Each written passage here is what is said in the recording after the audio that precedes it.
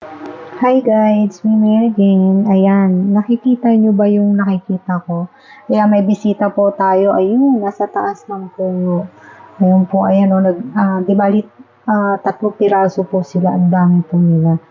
So, lumabas po ako, ayan, para matanaw nyo po. Ayan, paikot-ikot lang sila dyan. Ayan, nagpapahinga dahil makulimlim.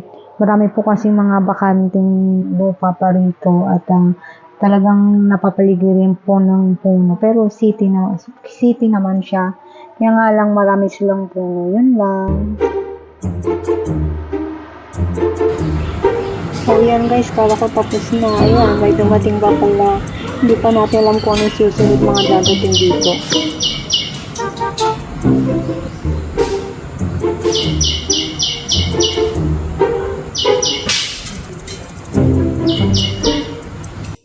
Hello guys, may uni voltage na ako, no? Kita niyo ba? Binubutas pala talaga nila yung kahoy. Ang galing.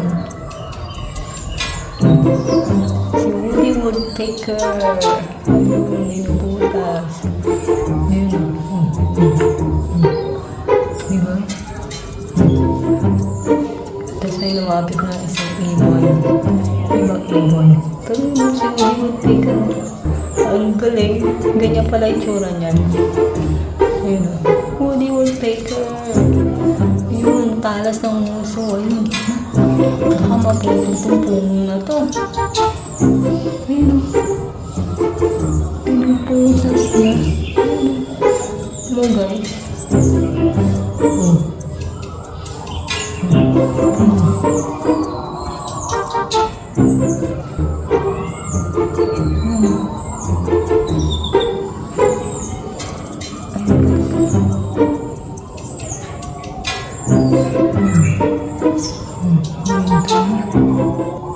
Sumakat na yata yung muso.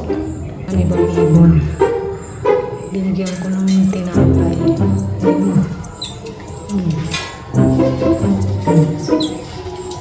Hanggang dito na lang guys. Hanggang sa muli. Bye!